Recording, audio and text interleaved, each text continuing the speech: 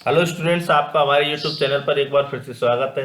तो स्टूडेंट्स, अगर आपने हमारे यूट्यूब चैनल को अभी तक सब्सक्राइब नहीं किया है तो इसे सब्सक्राइब कर लें। Students, we are talking about the topic tissue processing, जो हिस्टोपैथोलॉजी का टॉपिक है। उसमें हम अभी तक बात कर चुके हैं सेकेंड स्टेप जो है डिहाइड्रेशन तक। अब स्टूडेंट्स, हम बात करेंगे आगे क्लियरिंग के बारे में। क्लियरिंग क्या है? क्लियरिंग यानी कि सफाई करना है। ये इन फ्लूइड्स के द्वारा सफाई होती है टिश्यू के अंदर, जिससे कि आसानी से बैक्स जो है अंदर घुस जाए, उसको कोई भी डिफेक्ट नहीं मिले। तो क्या है, क्लियरिंग फ्लूइड्स होते हैं। क्लियरिंग फ्लूइड्स एंटर करेंगे अंदर, डाइजेटिंग फ्लूइड्स को रिप्लेस करेंगे। तो इसकी डेफिनेशन क्या है? डेफिनेशन है clearing means appearance of tissue that it has been treated by the fluid chosen to remove the dehydrating agent। तो वही बात है, क्लियरिंग क्या है जो हम समझा चुके हैं आपको। Most of this tissue have similar refractive index. तो ये इसके जितने भी अगर हम देखते हैं जो टिश्यू जो होते हैं बॉडी के, उनका सिमिलर रिफ्रैक्टिव इंडेक्स होता है to that of proteins. Therefore tissue is left translucent. तो जो टिश्यू जो है इस वजह से ट्रांसलूटेंट रह जाता है। क्या है, कई बार क्या है, अब सेम रिफ्रैक्टिव इंडेक्स होने की वजह से क्या है, जो टिश्यू है कई बार ट्रांसलूसेंट रह जाता है। Clearing agent is required when the drying agent is not miscible with the impregnating medium. तो क्लियरिंग एजेंट की ज़रूरत तब पड़ती है जब भैया ऐसा है कि डिहाइड्रिंग एजेंट जो मिसिबल नहीं होता है इम्प्रेग्नेटेड मीडियम के साथ में। जैसे कि हमने बात की थी ना डायगोन के बाद में, तो ये डायगोन जो है ये क्या है, डायरेक्ट मिसिबल हो जाता है किसके साथ में? पैराफिन के साथ में। तो क्लियरिंग एजेंट की यूज करने की ज़रूरत नहीं होती। लेकिन अब क्या है, हम बात कर रहे हैं कि वो इम्प्रेग्नेटिंग जो मीडियम है पैराफिन है उसके साथ में मिसिबल नहीं है, यानी घुलने मिलने वाला नहीं है, या उसके साथ में बॉन्ड बनाने वाला नहीं है, उसके साथ में कार्य करने वाला नहीं है। तो क्या है, क्लियरिंग एजेंट्स को यूज किया जाता है। It is essential for a clearing agent to be miscible both in dehydrating agent as well as embedding medium. तो क्लियरिंग एजेंट जो है वो डिहाइड्रेटिंग एजेंट या फ्लूइड के साथ भी वर्क करता है, और एम्बेडिंग एजेंट या एम्बेडिंग फ्लूइड के साथ में भी वर्क करता है। तो क्लियरिंग एजेंट क्या है, एक प्रकार से कहें हम स्टेपनी है दो चीज जगहों के बीच, दो जनों के बीच में क्या है, स्टेपनी है या बिचौलिया है। तो क्लियरिंग एजेंट्स कौन कौन से होते हैं जिनको हम यूज करते हैं, ठीक है, तो उनके बारे में हम बात करते हैं आगे। Commonly used clearing agents are as follow. तो पहला है xylene. It is a rapid action biopsy specimen poured 3 to 4 mm thick are cleared in 2 to 4 hours। तो जो जैलिन है उसमें क्या है, 2 से 4 घंटे के लिए क्लियरिंग दी जाएगी, और जो टिश्यू है उसकी थिकनेस क्या है, 3 to 4 mm तक की होनी चाहिए। इसका रैपिड एक्शन होता है। Immersion time must not be prolong, otherwise the tissue become brittle. तो जो टिश्यू है वो कैसा हो जाएगा, ब्रिटल हो जाएगा। अगर जाइलिन को हम यूज करते हैं तो अगर ज़्यादा लंबे समय तक अगर ये रह जाता है जाइलिन में तो ये टिश्यू को ब्रिटल कर देता है। इसके अलावा तो जो दूसरा क्लियरिंग एजेंट है वो है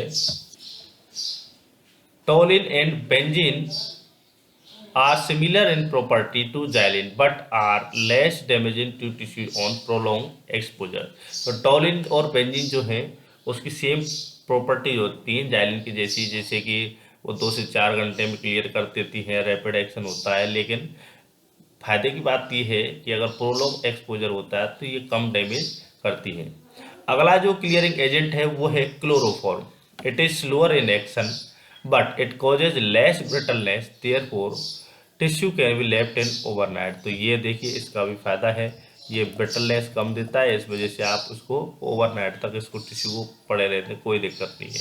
it does not affect the refractive index of the tissue is not rendered translucent. तो ट्रांसलूसेंट टिश्यू नहीं हो पाता है।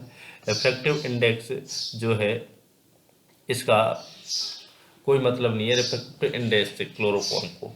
ये एक्सपेंसिव है और इन्फ्लामेशन है, तो इन वजह से ये कम यूज किया जाता है। इसकी क्या है, एक्सपेंसिवनेस और इन्फ्लामेबिलिटी की वजह से। अगला जो क्लियरिंग एजेंट है वो है carbon tetrachloride. It has similar property to chloroform but is cheaper. ये क्लोरोफॉर्म के जैसा ही वर्क करता है, लेकिन ये क्या है, एक्सपेंसिव नहीं। ये कैसा है, चीपर होता है। क्लोरोफॉर्म तो ऐसा है कि आपको हर जगह मिलेगा भी नहीं, तो मिल भी जाएगा तो इसको लोग आपको देंगे नहीं। लेकिन क्या है, अब लेबोरेटरी है तो वहाँ पर तो मंगाया जा सकता है। Cedar would oil histological use किया जाता है। It is good for treatment of delicate tissues at it has least hardening effect. तो ये हार्डनिंग इफेक्ट इसका कम होता है, इस वजह से इसको यूज किया जा सकता है, क्योंकि ये टिश्यू के साथ में अच्छा वर्क करते हैं। It is very slow an action, लेकिन इनका एक्शन जो होता है वो स्लो होता है। It is very expensive. Cedar would oil जो है बहुत ही ज़्यादा एक्सपेंसिव होता है। Care should be taken not to confuse it with the cedarwood oil microscopy use the oil immersion lens। तो ये cedarwood oil है, आपको पता है कहाँ यूज किया जाता है, माइक्रोस्कोपी के द्वारा यूज किया जाता है। तो स्टूडेंट्स, ये हमने बात की कि क्लियरिंग क्या होती है, क्लियरिंग क्या होती है। इसके अलावा हमने बात की है आपसे कि कौन कौन से जो क्लियरिंग एजेंट्स हैं जो यूज़ किए जाते हैं, तो उनमें हमने बात की है। सबसे पहले जाइलिन, ऑलमोस्ट हर लेबोरेटरी में जाइलिन को ही यूज़ किया जाता है। Toluene, benzene, chloroform, carbon tetrachloride, cedarwood oil, ठीक है।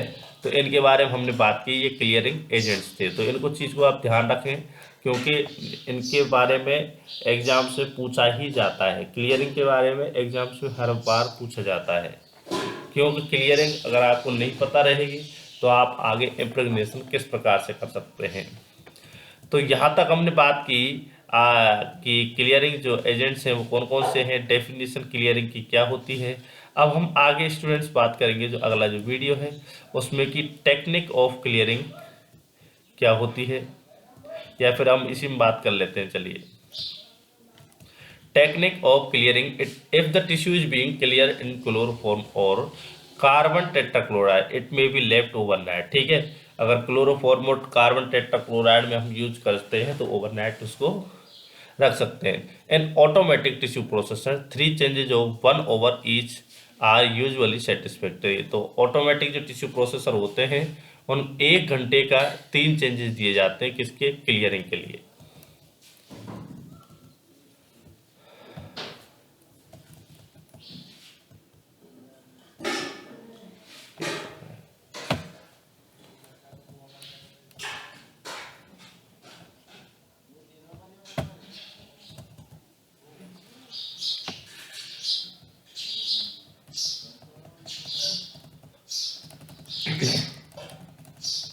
In xylene, benzene और toluene, one change after 30 to 60 minutes is satisfactory।